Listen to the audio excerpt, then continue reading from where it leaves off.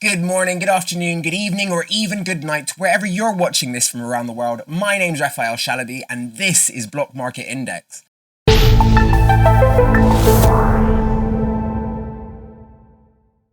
We're diving straight into the disruptive impact of Bitcoin on the financial system. We'll explore the recent profit-taking spree by short-term Bitcoin holders, examine the concerns raised by the Senate and Jamie Dimon before hearing from Isaiah Jackson. Then we'll delve into the history of money itself and how Bitcoin has challenged the millennia-long status quo, and we'll explore why Bitcoin has the potential to be the biggest financial revolution in human history, if it hasn't already achieved that. All of this and more coming up on today's Block Market Index. Thank you for watching. First up on Block Market Index, we're looking at the recent Bitcoin bull rally and some data regarding profit taking. According to a recent market report, Bitcoin short-term holders have recently engaged in a significant profit-taking spree. These investors, who apparently acquired Bitcoin in the last 155 days, have traded or transferred up to $4.5 billion worth of Bitcoin in the past 4 days alone. This event marks the largest profit-taking spree since November 2021.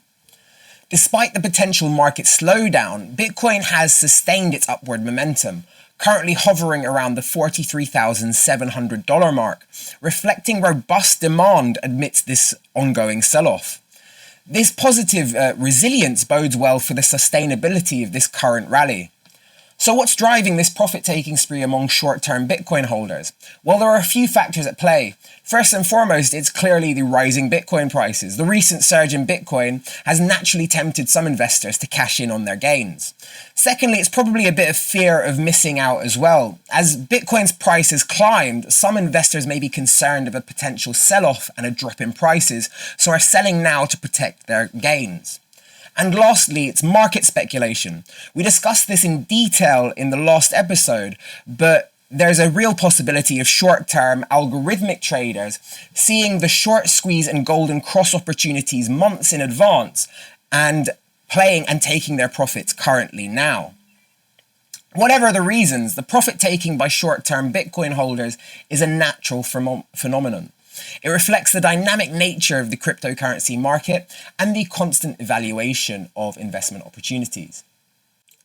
Our next main story is regarding Jamie Dimon, CEO of JP Chase, who's been making headlines recently because of his criticism of Bitcoin and calling for stricter regulations on cryptocurrency. He claimed Bitcoin is a fraud that is being used for illegal activity and that it poses a threat to national security. I've always been deeply opposed to crypto, Bitcoin, etc. You pointed out the only true use case for it is criminals, drug traffickers, anti-money laundering, tax avoidance, and that is a use case because it is somewhat anonymous, not fully, and because you can move money instantaneously, and because it doesn't go through, as you mentioned, all these systems that have built up over many years, know your customers, sanctions, OFAC, they can get bypass all of that. If I was the government, I'd close it down. What Dimon failed to mention is that cash and traditional finance are still the primary financial vehicle by far for all of the illegal activities he mentioned. A 2022 report by the Financial Action Task Force found that traditional finance is used for over $2 trillion in money laundering annually, while cryptocurrency is used for less than 1% of that, at only $100 billion. The vast majority of drug users still purchase illicit substances via more traditional methods, and according to a 2017 Global Drug Survey, regardless of the country, less than half of the drugs users had purchased substances via the dark web in any one country, and the global median percentage of drugs users who have used the darknet is 1 in 10 people. Drugs are indeed the enemy in some countries, and while they continue to exist, so will means to purchase them. Still though, cash is king when it comes to drug purchasing, yet there are no calls to ban the US dollar, despite traces of cocaine being on 90% of all banknotes. Or that $100 billion in cold hard cash is contributing to the US drug epidemic every year. Dimon's comments about Bitcoin also seem slightly hypocritical given that JP Chase themselves are currently using a blockchain to develop their own payment system called JPM Coin. Some people have speculated that Dimon is trying to protect JP Morgan Chase's market share in the financial industry. But the fact remains, the use of Bitcoin and other cryptocurrencies are only going to increase in the future. It is important for regulators to keep up with the technology and to develop policies that will protect consumers and businesses without stifling innovation. But with JPM coin, the old adage stands true. Imitation is the best form of flattery, even if you don't fully understand it. In the words of Satoshi, if you don't get it at this point, I can't help you. We went from an obscure protocol that was called rat poison, that was called, collectibles, that was called a Ponzi scheme. It's for criminals, it's for shadowy coders, all the way to a nation state using it as a currency. Never in the history of your life or your parents' or your grandparents' life have they seen a new legal tender be created from scratch. So if you're still leery at this point, just stay out. Don't even buy it. Stay out and just watch us create an entire new money market without you. And then you'll have to explain to your kids why you let the biggest transfer in financial history happen and you did nothing. In the clip of Isaiah Jackson on Fox from 2 years ago, Jackson argues that Bitcoin is not just a currency. It's a new type of money that is more secure, transparent, and efficient than traditional fiat currency.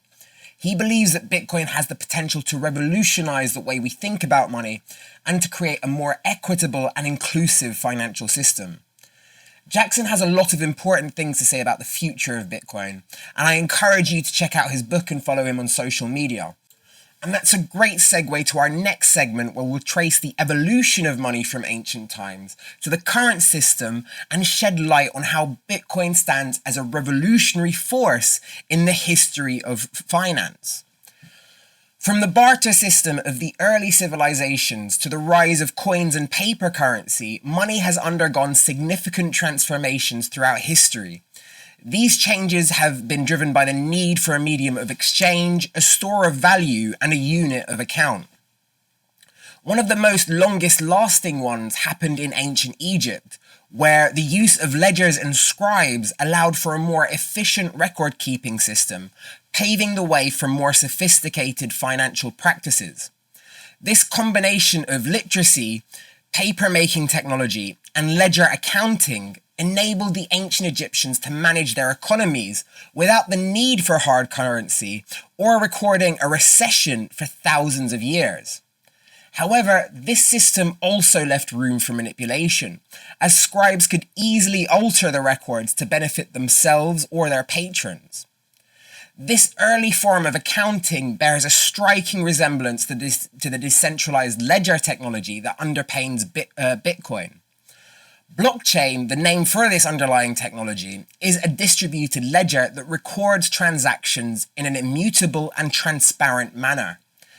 This time, nobody can tamper with the ledger because it's digitally encrypted and everyone is watching. In ancient Mesopotamia, grains of barley served as the primary currency, and as civilizations grew more complex, the need for more efficient and durable forms of money arose.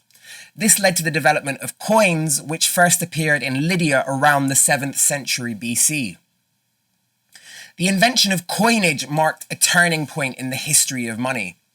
Coins provided a standardized unit of value and facilitated trade across large distances. They also made it easier to store and transport wealth, which contributed to economic growth. They were eventually adopted by Alexander the Great in the 4th century and then by the ancient Romans across their respective empires. For centuries, gold served as the global standard for any currency that was made. Its scarceability, durability, and ease of verification made it an ideal medium of exchange. However, the gold standard was abandoned in the 1970s, giving way to the current fiat monetary system based on faith.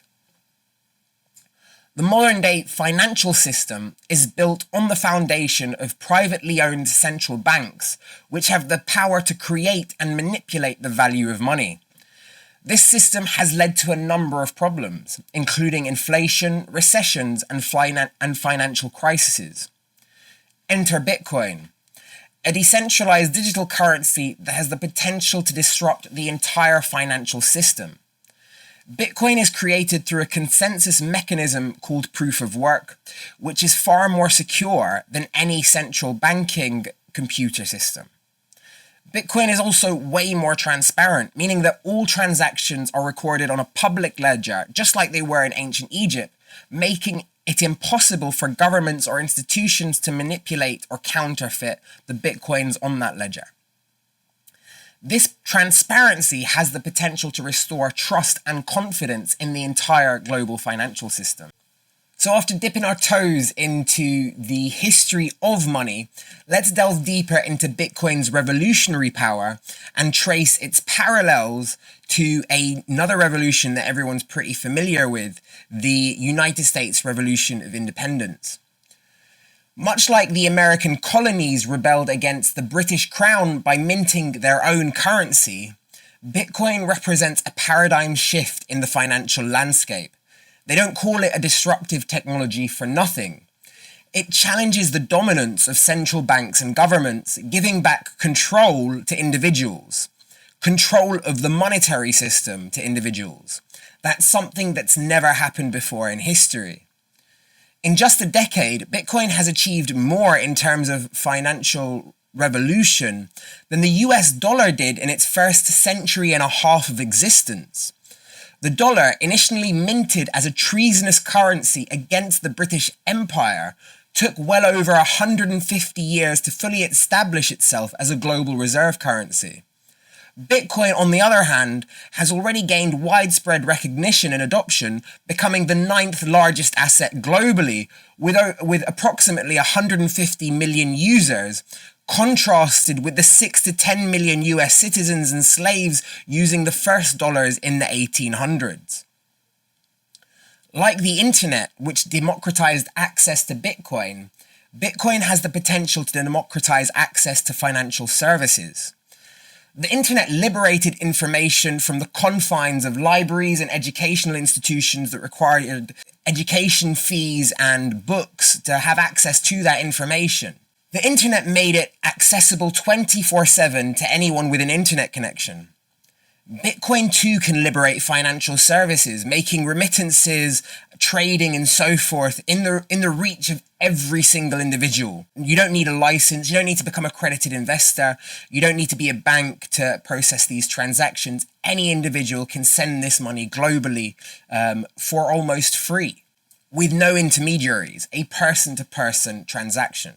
Bitcoin's security and efficiency stand in stark contrast to the current traditional financial system. The blockchain technology, the backbone of the Bitcoin network, is the most secure data network in human history. The transactions on it are immutable and transparent. Additionally, Bitcoin transactions are significantly faster and cheaper than traditional wire transfers. The British government, much like current critics of Bitcoin, initially dismissed the fledgling 13 colonies currency as a treasonous invention. They mocked its potential, called for its demise, and even went to war with the 13 colonies and the people who created the first US dollar. Ironically, many years after the War of Independence, they became one of the largest debtors and owners of US dollar debt.